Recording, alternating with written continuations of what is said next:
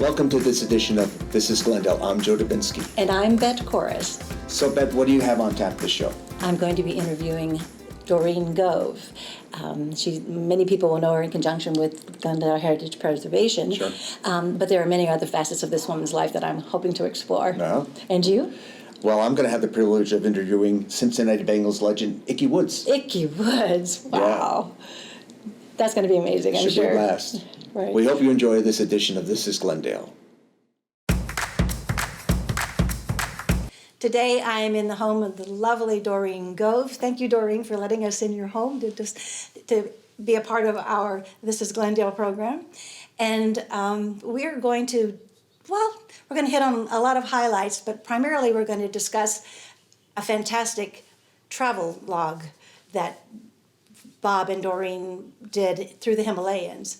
But first I want to acknowledge the fact that Doreen, you brought about the Glendale Heritage Preservation, didn't you? Had you not spearheaded that occurrence? It came about because the telephone company had torn down a house on Sharon Road, and Mr. Carruthers, who was the mayor at that time, was very unhappy about this situation, and took the telephone company to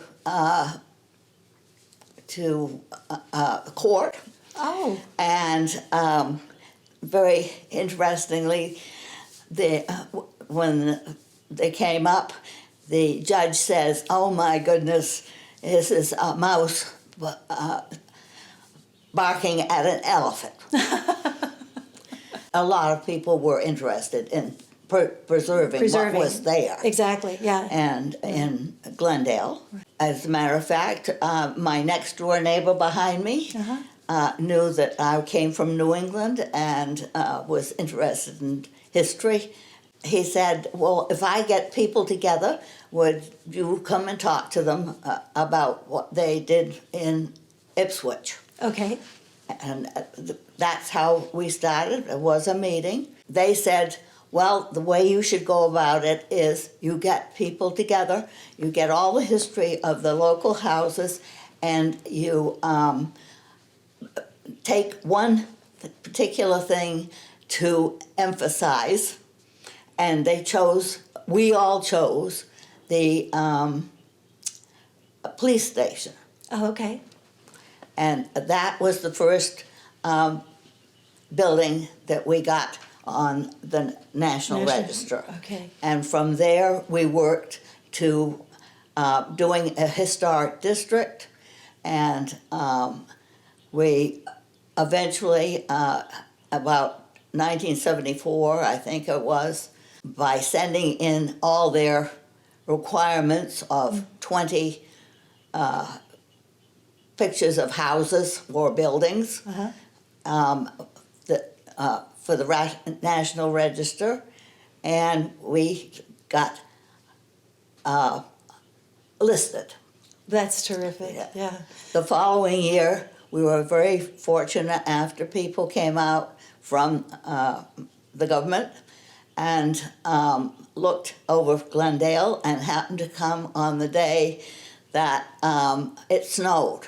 And everybody was coasting on the hills of Gunny Hill? Gunny Hill. Oh, fabulous. And unbelievably, we got to be a national landmark, which is one of the highest. As a matter of fact, I think at the time we were the first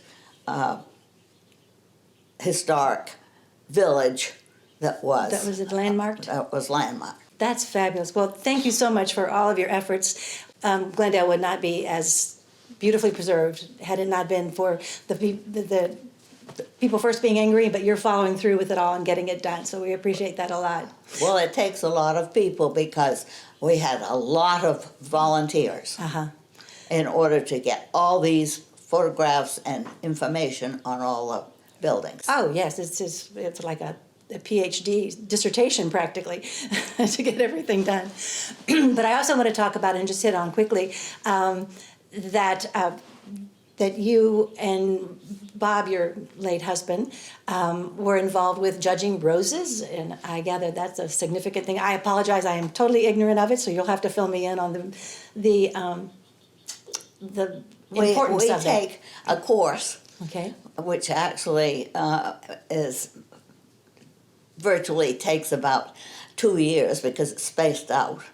And then you presumably are able to be a competent judge of people's roses. Roses, okay. They are single roses, usually. Okay. I gather you had roses here at one point, but now they're all up in Massachusetts. We once had 300 roses here. See, that preceded my being here, so I was... And, but after Bob retired, we weren't here in the summer, so we moved a couple of them, not many, Right. to New England, and eventually I have only maybe 50, including big ones and little ones and climbers. Right, oh, okay, right. Well, shifting gears from roses, let's go back to discussing your travels. I know you're a world traveler, and you made notes during your travels. You sent letters for some travels to your mom, especially when you did the world tour when you were young, early college days, I guess. And we're going to show some stills of those. Only part of college days, because the interesting thing was that my mother called me in college one day. It was in March in my sophomore year, and she said, "Well, would you like to go to Scotland and visit the family, or would you like 2 more years of college?" So my choice was immediately, yes, I would like to go to Scotland, as my mother was born in Scotland and didn't come over till she was about 16. So I had heard her talk a lot about Scotland. And then from Scotland, though, you did sort of the grand tour to Paris and London. Yes, I went with Cook's, which was the travel agents at that time. Cook's Tours, yes. And I went to London, Paris. Paris was interesting because I got to the hotel, and very interestingly, with 2 Indian ladies, the guide took me into the hotel, and he said, "Your tour doesn't arrive for 3 days." And I was left in Paris for 3 days all by myself. By yourself. But And nobody spoke English. and these Indian women, they helped you? No. No? They just rode in the car with me. Oh, just rode in the... Oh, that was it. That was the extent. But they had jewels in their On their forehead. forehead, right, yeah. They were very dressed up for the occasion. Just beautiful, beautiful clothing, yes. Well, I am so impressed that you were successful in traveling alone. I read some of the letters that you wrote to your mother while you were gone, and throughout the whole trip. And you did mention, and this is something that I think is hysterical, when you were in Paris, you went to the theater, and Yes, it was I did. not a traditional theater, I would gather. What theater was it? Well, I went to, that's what the guy that told me that we were going to go to the theater. And we were ushered in, and I was put in an armchair. That's what we had. Right. In the front row. And the people came on Stage. and on stage. And lo and behold, Right. most of them were not dressed, hardly at all. I had never seen anything like this in my life, which is right. It was shocking, but it was obviously beautiful, though, wasn't it? Aren't the It was costumes beautiful. amazing? A lot of it was done with sheeting in front, and the people silhouettes behind. Oh, huh. And also there were women beautifully clad in dresses. Uh-huh. And it was the folie bergère. Right. I love it. I bet your mother, when she found out about Oh, your father more so than your mother, I would bet. Right? Absolutely. Right. Be shocked. That's right. Doreen, this has been delightful. I could sit here and talk to you for hours, but we must close. However, with the tease that I did bring up, that you and Bob, among many travels, did go over the Himalayan Pass, and that is something that I want to come back and talk with you about. Are you game for another interview if we can get this done? Oh, I'd love to tell you about the trip. Oh, the Okay. Conjurad Pass. Right. Well, we will do that. We will do that another time. So, this has been lovely. Are you ready to say goodbye? We're gonna do our thing. You ready? Thank you so much for watching. Thank you, Doreen, for being a part of this. Thank you very much for inviting me. This is lovely, and we're going to say it together. Ready? This is Glendale. Thank you so much for watching. Hi, I'm Joe Dubinsky for This is Glendale, and I'm here with Cincinnati Bengals legend Icky Woods. Hey, Icky. Hey, how are you doing, brother? Good, how are you All doing? right, I'm doing wonderful, man. Hanging in there. Yeah, I bet. Yes, sir. It's been a great season, huh? It has. It's been a wonderful season, man. The guys are doing some great things. They are. So, first question for you. Yeah. How did you get the nickname Icky? Well, I was, when I was younger, I was one, my older brother was two, and my birth-given name is Elbert. Elbert Lee Woods is my birth-given name. And he couldn't pronounce Elbert, so he used to call me E.E. all the time. And so to make it simpler for him, my mom started calling me Icky, and it's kind of ironic. We grew up Cokie and Icky, so it was a fun time. And then as I got older, I was able to see the name Icky in print when I was, playing high school ball.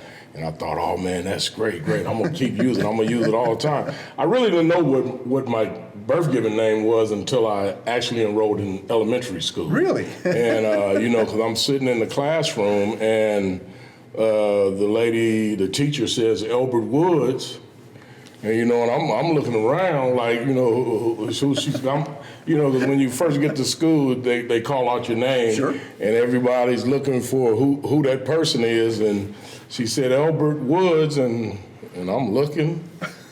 And Woods is towards the end, so I'm the only one left. And she was like, gotta be you. She was like, "Are you Elbert?" I said, "No, my name is Icky." She said, "Okay, we'll call you that." But then I found out that my name was Elbert, so it was a funny story. So you were drafted by the Bengals in the second round in the NFL draft. Yes. How did you feel when you heard your name called? At first, I was a little upset because I led the nation in rushing my senior year, and I thought I should be a first-round draft pick, and I was upset that I went in but I was in the second round, but I was the first player taken in the second round by the Cincinnati Bengals, and once you hear your name called, man, you're ecstatic. You know that you've arrived. You're going to an NFL team, and it's time for you to showcase your talents on the highest level. So And you certainly did that your first year. Yeah, The first year, fun. you rushed for 1,066 yards. Yes. You scored 15 touchdowns. I did. You led the league in yards per carry with Yes, sir. 5.3 yards per carry. Yes, sir. To top that off, you rushed for 228 yards in the playoffs and scored another 3 touchdowns Yes. to help lead the Bengals to Super Bowl 23. Yes, sir. Talk about, wow. It's your first year, you're going to the Super Bowl. Some guys play their whole careers, they didn't even get close. Don't even get close. It was amazing just to, when I came into a training camp the year before, they had a little problem with racial stuff. So it was white guys against the black guys. But when I came in, Sam Weiss did something I thought was innovative, is he took an offensive player and roomed with a defensive player and a white player with a black player. So we got to kind of know each other in training camp. So when we finally got to regular camp, the guy was like my brother. We spent the whole training camp together. Back then, it was 6 weeks of training camp. Yes, it was. Now, now it's a little shortened, but got to know each other, and we got to be real close as a team, and we were doing everything together. And then we started off. We won our first 6 games. And then we go down to New England and lose to Doug Flutie and New England Patriots. And, you know, they kind of knocked us back down to earth like, hey, Sure. guys, we got to get it together. And we end up being 12-4 that year. Yeah, and, you know, great. we had home field advantage throughout the playoffs. And one thing about our team is you couldn't come into the jungle and beat us in the jungle. We wasn't letting nobody come into our home and beat us at home. So it was fortunate we got the home field advantage and we were able to get to the Super Bowl. So you go to the Super Bowl 23, you play the 49ers, a very close game. Yeah. You lose 20-16, Yeah. and they score the go-ahead touchdown with 34 seconds Yeah, left in the game. heartbreaker, man. You're the leading rusher in the game at 79 yards. Mm-hmm. How emotional was it to come that close to winning it all? It was real emotional because me and James Brooks, as you know, our offense was, you know, the way we got to the Super Bowl is we ran the ball. Sure. You know, and we get to the Super Bowl and we try to turn it into a passing team. So you can understand me and James Brooks was highly upset because we didn't run the ball more. And I was getting 4 or 5 yards a carry. So we couldn't understand why we wasn't running the ball because this is what got us to the Super Bowl. But and Sam had called the offensive meeting and said, guys, we can run and pass the ball. So don't be selfish. Let's finish this. And and then after the game, they talk about Boomer's shoulder was hurting. Oh, good. So I'm like, oh, man, okay, we got a guy with a hurt shoulder, but we want to try to pass the ball. But, to get that close and, to accomplish what you've dreamed of when you was a little kid, Sure. To make it to the big game, and I was fortunate enough to do that. Yeah, great. Next year you get hurt. Yeah. You're out for a whole year after that. You come Correct. back. Yeah. And then in 1991 in preseason, you suffer another injury. Yes. But you still come back. Yeah. You play the second half of that year. Yeah. And then you retire. And I'm not sure our viewers know this, but the average length of an NFL running back's career is less than 3 years. Yeah. I happened to get 4 in, You so got I was 4. lucky. Yeah, there you go. So you grew up in California. Yes. You went to the University of Nevada, Las Vegas. Las Vegas, yeah. You played 4 years here in Cincinnati. I did. But after retiring, you decided to stay here in the Cincinnati area. Why? Yeah, well, like I said, I'm from California, Yeah. and the cost of living is crazy out It there. is. So, and I decided to stay here because the opportunities were a lot more lucrative for me here because I played here. Sure. So we decided at the time I was married, I had a wife and 4 kids at the time, and Cincinnati was the #1 city to raise a family back then before the riot. So we decided to stay put here in Cincinnati and been here ever since. And this is home for me. That's good. We're glad to have you. Yeah, well, thank you. I appreciate that. So, how would you compare this year's Bengals team to the one that you played on? Well, we got a lot of comparisons, man, because you got Joe Burrows, who you can say Joe Burrow has the it factor. First off, let's get that out the way. This kid is unbelievable, and the leadership qualities is somewhat like what Boomer had, and like what Ken Anderson had. He's a leader, but I think he got a little more athletic ability than both Boomer and Kenny had. And then you have Jamar Chase, who was like an Eddie Brown, real flashy, real giddy guy. T. Higgins, 85, he wore the same number as Tim McGee. Tim McGee was our speed guy to get down the field. And then, Uzama, Rodney Holman, great blocker and catch them much needed passes over the middle like he does. And then that middle guy is like JB.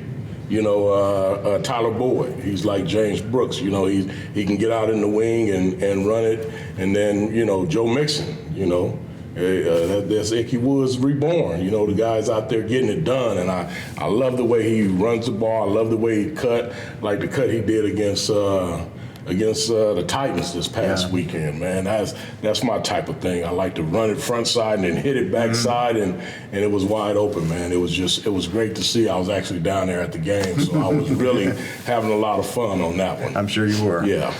So, they're going to the Super Bowl. Well, they doing their thing. What do you think they need to do to win it? Well, I think they need to continue doing what they've been doing. You know, they need to continue to stay the course, do exactly what they've done to get them where they're at. You know, follow Joe Burrows because he's going to lead you to the promised land, and just have a great time. And that's what it's all about, having fun. Just play relaxed. Just play your relax. game. Yeah, you right? play your game. Just you play with what got you here. Yeah. Don't try to change nothing. Yeah. Just stay the course and let's have fun. So I have one request. Can Yeah. you teach me how to do the Icky Shuffle? Well, it's very simple. You know, you just get up. It's like a 1, 2, 3 to the right, 1, 2, 3 to the left, 1, 2, 3 back to the right, and then you hop back 3 times and spike the ball.